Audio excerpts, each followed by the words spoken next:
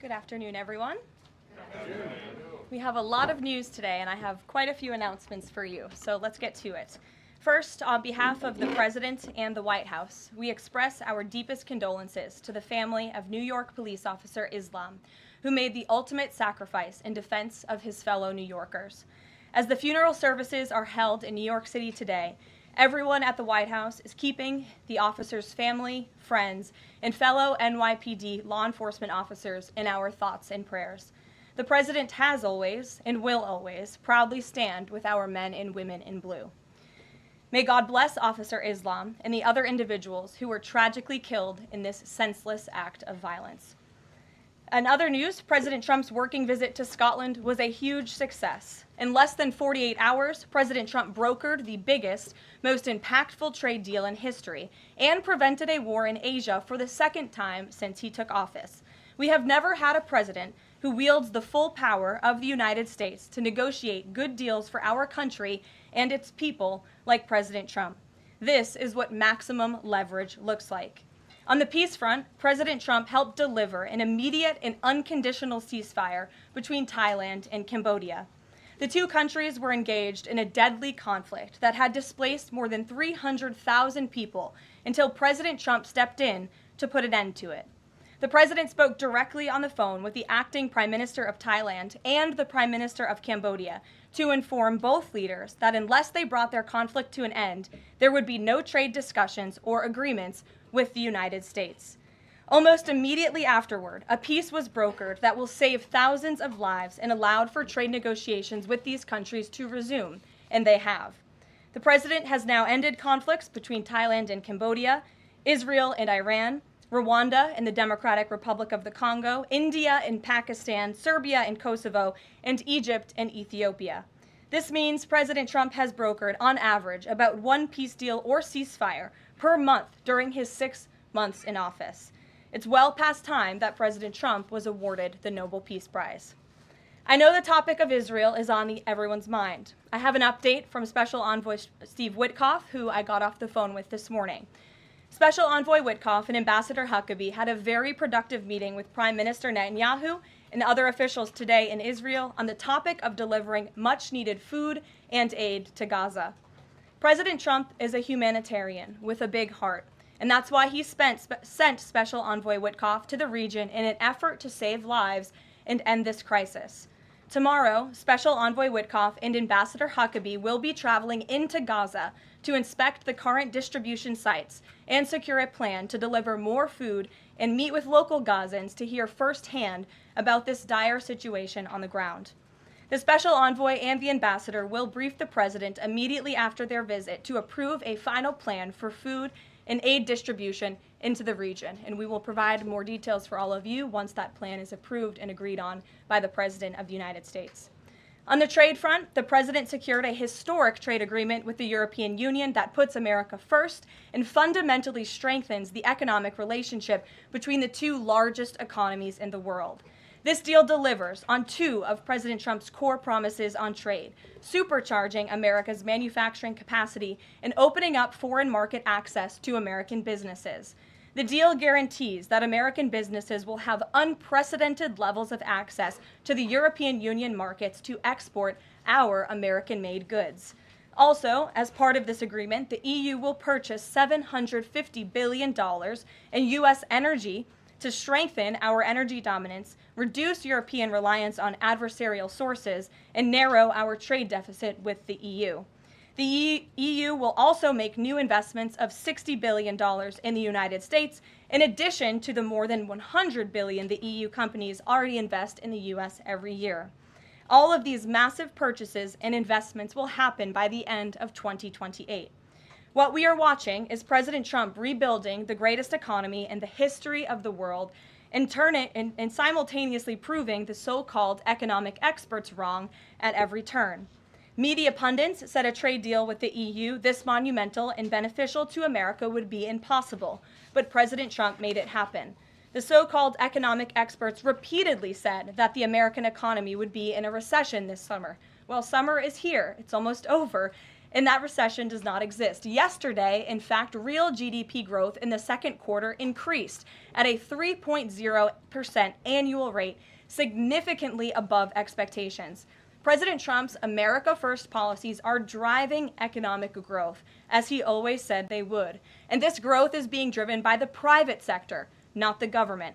Federal government spending fell for a second straight quarter, while real business fixed investment rose by nearly 2% following its first quarter surge. President Trump is right-sizing government spending, reversing the damage done by the Biden administration, and allowing the private sector to flourish. The same so-called experts claimed that President Trump's tariffs would spike inflation and hurt American consumers. But consumer spending growth just accelerated, and inflation remains right on track. For the past 5 straight months, core inflation has come in below market expectation and remains in line with the Fed's 2% inflation target. Meanwhile, customs and tariff revenues have already totaled more than $150 billion since President Trump took office, leading to the first June budget surplus in nearly a decade. Those revenues will skyrocket even further starting tomorrow when new reciprocal tariff rates take effect. President Trump is restoring America's economic sovereignty by reducing our reliance on foreign countries, boosting investment in the U.S. to the tune of trillions of dollars, and creating hundreds of thousands of high-paying jobs for the American people.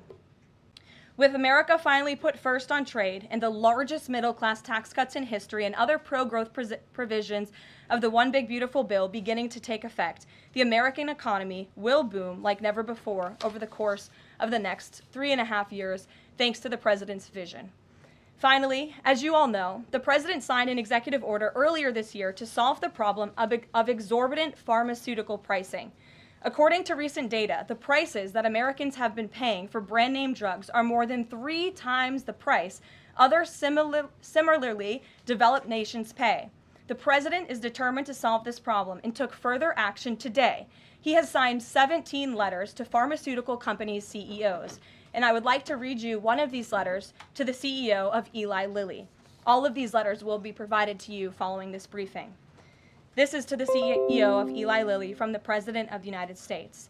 On May 12, 2025, I signed an executive order delivering most favored nation prescription drug pricing to American patients to stop global freeloading and guarantee that Americans pay the same prices enjoyed by other developed nations.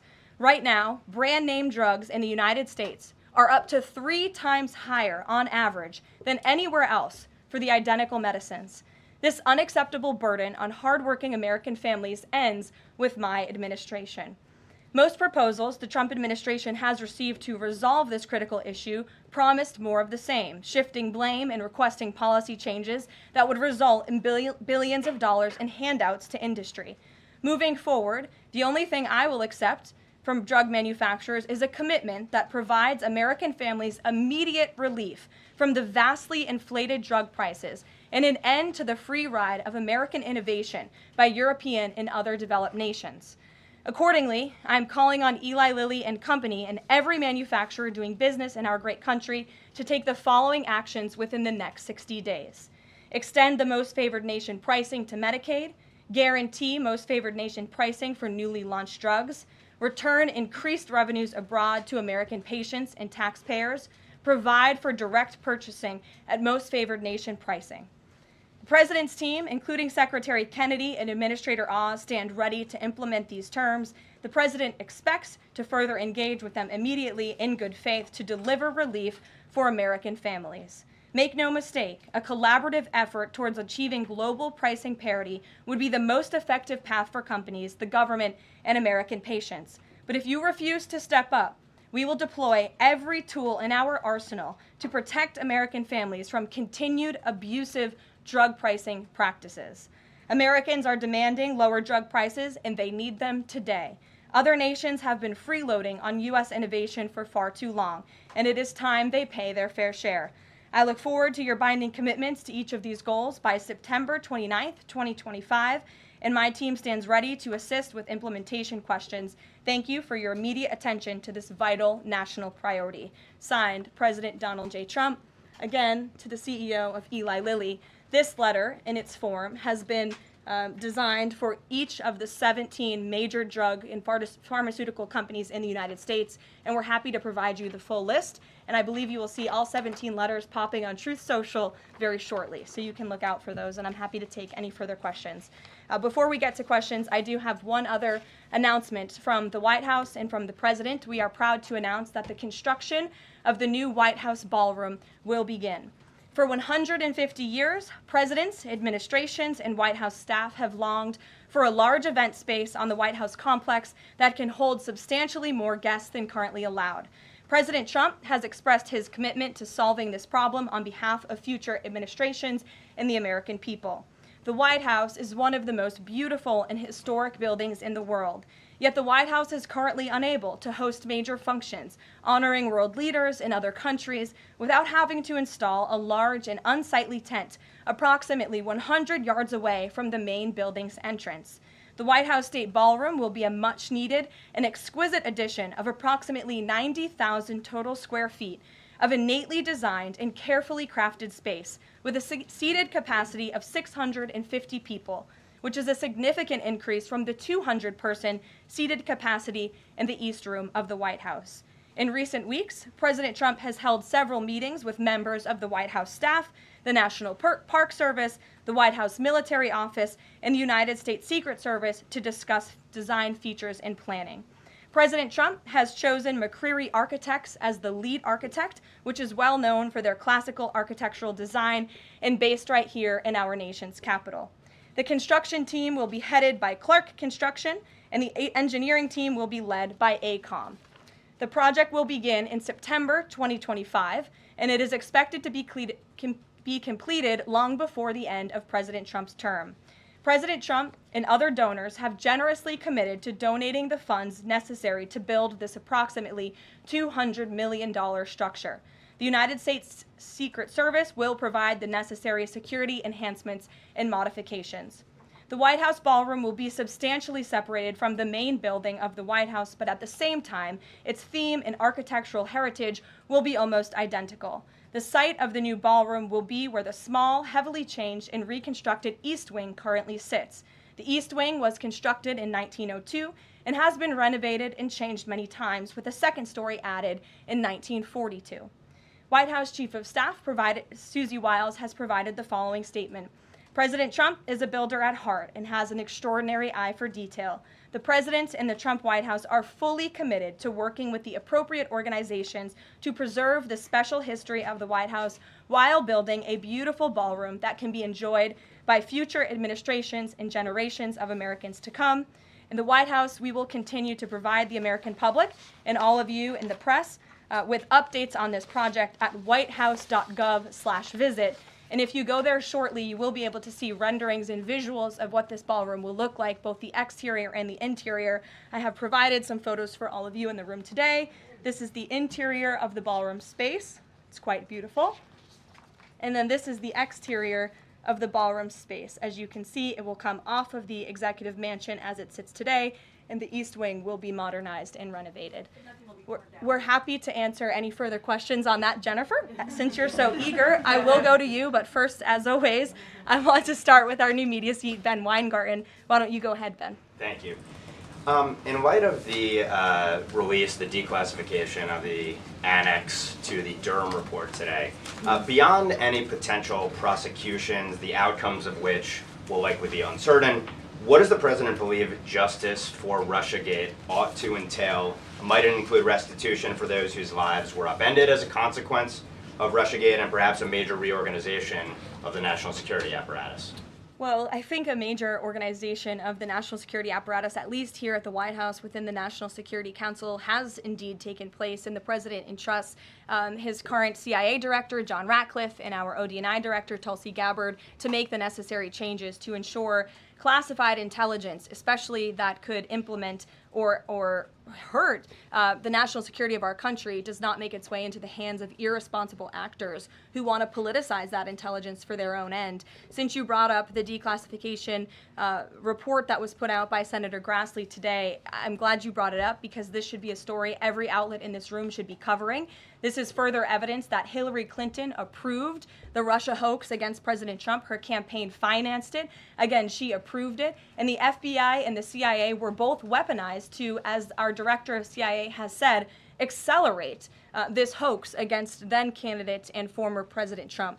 To answer the heart of your question, the president wants to see justice served, and he trusts the Attorney General and the Department of Justice to implement that justice and hold these people accountable. One more question, briefly, Sure. if I may, on a totally different topic.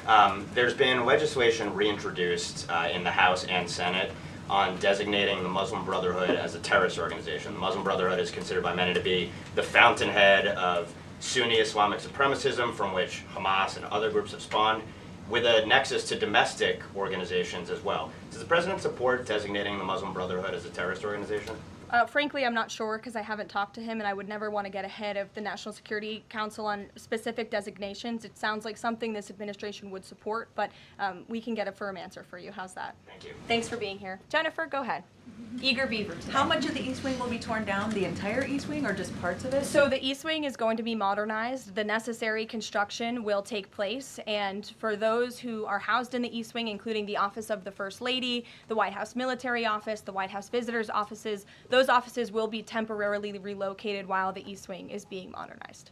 And then on Israel-Gaza, there are some reports that negotiations with Hamas might not be continuing. Did you get any updates from Steve Witkoff on that? I did. Special Envoy Witkoff is actively talking with our counterparts in Israel about that, and he wants to give some grace to the president so he can fully brief the president on what he's learning on the ground in both Israel and Gaza. But the president put out a very strong statement on Truth Social this morning, which I'm sure you saw, and he said the quickest way to end this entire conflict, the humanitarian crisis that we've seen, and the crisis in Israel that of course started on October 7th when Hamas brutally kidnapped and raped innocent Israelis, that terrible terrorist attack, is for Hamas to surrender, to release all of the hostages, and to end this conflict. And that's what the president wants to see. He's made that very clear. But the special envoy will be in Gaza tomorrow, as I shared with you previously. Josh. Can you give us a little more clarity on the tariff timing? You said that the reciprocals will take effect tomorrow. Yes. Does that include the new auto rates, for instance, on Japan, Korea, the EU? Is this all coming effective tomorrow? So some of the countries you just mentioned, Japan, South Korea, they have bespoke trade deals that the president cut, which, just to backtrack for a second, Josh, we promised that the president would negotiate with countries all around the world to cut tailor-made trade deals depending on those countries' challenges, how badly they've ripped off the United States of America and our manufacturing industry and our workforce in the past. And he has done that. Of our 18 major trading partners, 2/3 of those trading partners have a deal. We've sent out 17 letters to countries around the world. And the rest of those countries that either do not have a deal or have a letter, they will be hearing from this administration by the midnight deadline tonight. So yes, tomorrow, August 1st, the reciprocal rates will be going into effect. If more deals are cut between now and midnight, I will never count out the president. You've seen him do it before. He cut 3 deals in one day very recently. So we'll see what happens. I do know foreign leaders are ringing his phone, realizing this deadline is a real thing for them tomorrow, and they're bringing offers to the table. And we were reporting that the president wants to meet David Solomon of Goldman Sachs today. Can you say what they'll discuss, if anything, in that meeting? I won't discuss the president's private meetings from this podium, and it hasn't taken place yet unless he gives me liberty to do so. And finally, have you talked with the president about his position on the stock trading ban bill before Congress? He obviously had pretty loaded comments about Senator Hawley. There's some reporting that they've since spoken. What is his position on the current status of that bill? The president has spoken to Senator Hawley, who called him, and the president took that call. As the president said in the Roosevelt Room yesterday, conceptually, he of course supports the idea of ensuring that members of Congress and United States senators who are here for public service cannot enrich themselves. And the reason that this idea to put a ban on stock trading for members of Congress is even a thing is because of Nancy Pelosi. I mean, she is rightfully criticized because she makes, I think, $174,000 a year, yet she has a net worth of approximately $413 million. In 2024, Nancy Pelosi's stock portfolio, this was a fascinating statistic to me, grew 70% in 1 year in 2024, and her portfolio outperformed every single large hedge fund in that same year and even more than doubled the returns of Warren Buffett's, Berkshire Hathaway. So I think the president stands with the American people on this. He doesn't want to see people like Nancy Pelosi enriching themselves off of public service and ripping off their constituents in the process. As for the mechanics of the legislation and how it will move forward, the White House continues to be in discussions with our friends on Capitol Hill. Brian, Emily, quick. in a new seat today. Thanks, Caroline. I wanted to ask about this report that the president wants to host a G20 meeting at Trump Durrell. How is he going to do that, considering all the preparations that have been going on in South Africa? And also, would that be seen as his businesses possibly profiting from hosting this kind of meeting? I would reject that premise entirely. We have announcements and details forthcoming on the G20, but my understanding is no firm announcement is ready to be made at this time. I did see the report, but we're not in a place to confirm it just yet. Michelle? Just on the tariffs, what are the logistics for imposing those? Does the president have to sign an executive order tonight? What's the timing of that? Yes, and he will be signing an executive order at some point this afternoon or later this evening. And as always, we'll keep you posted when that happens, and it will be released from our office. And there's some of these countries that have they all had contact with U.S. officials, or are there some countries that are going to get letters that have had no opportunity to negotiate with the United States? Well, there's a lot of countries that I know have reached out. I believe it's upwards of 200 countries around the world have reached out to the trade and tariff team. Of course, as I said previously and the president said, we're going to prioritize our key trading partners, which we have done. Like I said, of the 18, 2/3 of those we have cut these tailor-made deals with. But I do know that the trade team has been working around the clock to try to be in correspondence with as many countries as possible. But if they haven't heard from us yet, they will in the form of a letter or an executive order by midnight tonight. We'll go to the back. Sure, go ahead. In the back left. Thank you. Amanda, yes. Thank you very much. I have a talk ask about the U.S. Amanda, you can go on. U.S. and South Korea tariff negotiations. At the tariff negotiation between South Korea and the United States concluded yesterday. President Trump stated on his SNS, Truth Social, that he would announce the specific details of the investment in the United States at the South Korea United States Summit in 2 weeks. My question is this tariff negotiation a final agreement, or is further negotiation necessary? Well, yes, as you know, the president met with representatives of the Republic of South Korea here at the White House yesterday, and they did, in fact, reach a deal. And South Korea will pay a 15% tariff rate, including 15% on autos, while providing historic market access to American goods like autos and rice. Korea will purchase $100 billion in American energy by 2028. And the centerpiece of this deal is that South Korea has agreed to invest $350 billion at the president's direction to revitalize American industry. 90% of those profits will go to the United States government to help pay down our debt and for other matters at the president's choosing. So it was a very successful meeting yesterday. When is set up the further U.S.-South Korea summit day? I'll get you something on that. I don't have it at my fingertips. Okay, Amanda. Thank you, Caroline. There are a number of congressional Republicans who have raised the alarm about the fact that roughly 80% of pharmaceuticals are either manufactured or their precursors are manufactured in either China or India. There are some pieces of legislation, some recommendations, which include either onshoring, nearshoring, or friendshoring, those components of that. Do you know if the president intends to throw the weight of the executive behind that?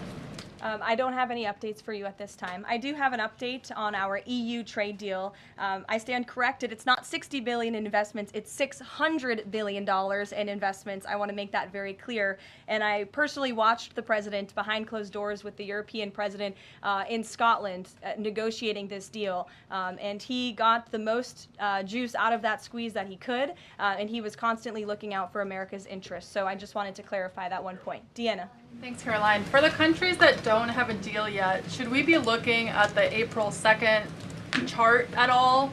Or is he negotiating and talking about having a set tariff rate, 10%, 20%? Those discussions are taking place with the trade team today, and again, we'll provide further guidance with that executive order once it is signed, and the answer to that question will be in that executive order. Is he looking to provide any more extensions today after his phone call with Mexico? Is there any other conversations like that?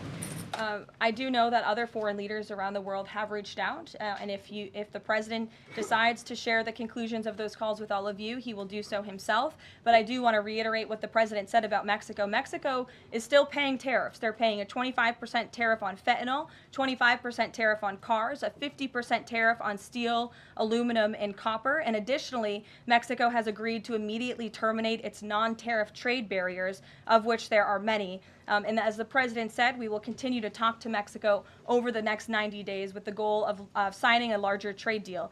The key to this, again, is Mexico, those non-tariff barriers, and to continue to work with us in good faith. Mexico is a very unique situation of all the other countries around the world because, of course, we share our southern border with Mexico, which we've seen an increase in cooperation between Mexico's President Claudia Sheinbaum and our administration on clamping down on drug trafficking and human trafficking at the southern border. We appreciate those efforts and will continue to work in good faith and to continue to have these trade discussions as well. Joey. Yeah, thanks, Caroline. Just clarifying on the previous question. President Trump has indicated he's been looking at either 15% or 20% baseline universal tariff. Has he landed on one of those yet? I won't get ahead of the president on that baseline announcement. And then secondly, what did Treasury Secretary Bessent mean yesterday when he called the new Trump accounts for newborns a, quote, backdoor to privatizing Social Security? Does the administration view this new Trump accounts as a way to, in the long term, perhaps privatize Social Security? What the Secretary of Treasury was saying and what this administration believes is that these Trump newborn accounts, which is an incredibly creative and great provision that was in the One Big Beautiful Bill for newborn babies and families and future generations of Americans, will help supplement, not substitute, Social Security. The Trump administration is wholeheartedly committed to protecting Social Security. The president did it in his first term. He's doing it again in this term. But these newborn accounts are another revenue stream for young people to watch their money grow throughout their lives and to one day be able to access those funds so they can hopefully build a home and live the American dream. Jake. Just one follow-up on tariffs and then one not. Is the president at all considering extending the August 12th China deadline at all? Is that in consideration? So look, on China, you heard from the president on Air Force One when we were returning from Scotland. You've heard from the Treasury Secretary as well, Ambassador Jameson Greer. They just spent 2 days in Geneva for their third round of talks with China. And the current policy, the current trade program that we have going with China right now, as it stands, will decrease our deficit by $5 billion this year. So we are moving in the right direction when it comes to China. And Secretary Bessent and Ambassador Greer continue to be in direct communication with our Chinese counterparts. What is the deadline? Is it extension on the table potentially from that August 12th deadline as it stands? I don't think so, but I'll let the Secretary of Treasury speak on that because he's leading these negotiations. Reagan, go ahead. Thanks, Caroline. There's growing frustration that more of Trump's nominees haven't been confirmed. Why does the president think Senate Republicans are so behind, and has he had any further conversations with Leader Thune about it? The president has had many conversations with his friends in the United States Senate about advancing his nominees, his judicial nominees through this process. It is critical that we get these good attorneys in these positions so that we can end the weaponization of justice, so we can have true law and order in our country. It's unfortunate the Democrats are playing political games, but the president has made it clear to Senate Republicans they need to do everything in their power to advance the president's nominees as well. Kelly, go ahead. Caroline, thank you. 2 questions real quickly. Sure. Nigeria. Congressman Chris Smith, Republican from New Jersey, is calling upon the President of the United States to do something in terms of imposing perhaps sanctions on Nigeria for the persecution of Christians living in the northern part of Nigeria by radical Islamic groups. Has he contacted the President yet? And do you know if there's any action that the President will take? I'm not tracking a call between the president and the head of Nigeria. I know the president wholeheartedly condemns the persecution of Christians or, frankly, of people of any faith all over the world, but I don't have any updates for you in terms of sanctions in this part of the world. My second question, Caroline, deals with immigration here in America. As you know, a lot of deportation has been going on. ICE has been going after violent criminals that are here illegally, and rightly so. In the midst of that, there are some evangelical pastors who are stating that it may have gone to a point of being indiscriminate and actually getting innocent people, like members of the clergy. Has the president and has ICE looked at that to see how they can actually go after those violent criminals, but also make sure that members of the clergy are still not being deported. Well, look, the administration has always maintained the position that anyone who illegally crosses our nation's borders is subject to deportation. That's just the law of the land, and we must be a nation that enforces our laws. But the priority from ICE, of course, is to deport, detain, arrest, and remove violent illegal aliens and criminals from our country. And they have been doing that at the rate of thousands of illegal violent criminals every single week, especially in Democrat-run sanctuary cities where these illegal violent criminals have been given a safe haven and have essentially been immune from our nation's laws under the previous administration. That's not happening anymore because of this president and Secretary Noem in the Department of Homeland Security, and we are going to be a nation of laws. And as we've said repeatedly, if you came here illegally, you are subject to deportation, but the priority are those public safety threats that we must remove from our communities. Thank you so much, Caroline. Two questions. So what Hamas hardens its position and Israel provides aid? Do you have any new information on the hostages that need aid too? And second question, we heard President Trump criticize President Macron and Prime Minister Starmer for their statement about recognizing a Palestinian state. What is the president's position on recognizing a Palestinian state, and will he recognize Israeli sovereignty in Judea and Samaria? I can answer both of those questions for you. On the second question about a Palestinian state, the president expressed his displeasure and his disagreement with the leaders of France, the United Kingdom, and Canada. He feels as though that's rewarding Hamas at a time where Hamas is the true impediment to a ceasefire and to the release of all of the hostages. So to your first question, the president wants to see all of the hostages released. He cares deeply about this. He has met with many of the former hostages, many of the families of those who have loved ones who are still being held hostage in Gaza. I have met with them too. It is absolutely devastating what these poor people have been through, and the president is always thinking about them, and that's why he's designated his special envoy, Steve Witkoff, who's doing a tremendous job to release the hostages and to end this conflict. But the president has always said the last remaining hostages, now there are 20 living hostages in Gaza, will always be the hardest because Hamas is unfortunately using these innocent people as bargaining chips. But nevertheless, we are committed to seeing this come to an end. Elizabeth. Thanks, Caroline. Part of the settlement with Brown prohibits it from performing transgender procedures or prescribing hormone puberty blockers, that type of thing. Will eliminating these types of procedures be a priority for the Trump administration in negotiations with other universities? I can tell you that ending the chemical castration of children in our country is a priority of this administration. We've talked to many of these universities about it, but the president has also taken very strong action to cut off the funding for any medical institution in this country that provides those barbaric procedures. The Brown University agreement, since you brought it up, is yet another win to root out anti-Semitic behavior on our nation's college campuses and unlawful racial discrimination. Brown has agreed to no longer allow unlawful racial discrimination in admissions or university programming. They have agreed to provide access to all relevant data and information to rigorously assess compliance with its commitment to merit-based admissions, and they will pay $50 million over 10 years to state workforce development organizations that comply with anti-discrimination laws, supporting regional economic growth and career opportunities. Brown will also adopt the definitions of male and female from President Trump's executive order, defending women and gender ideology extremism for women's sports, programming, facilities, and housing. Brown will no longer perform gender reassignment surgeries on minors or prescribe them puberty blockers or cross-sex hormones.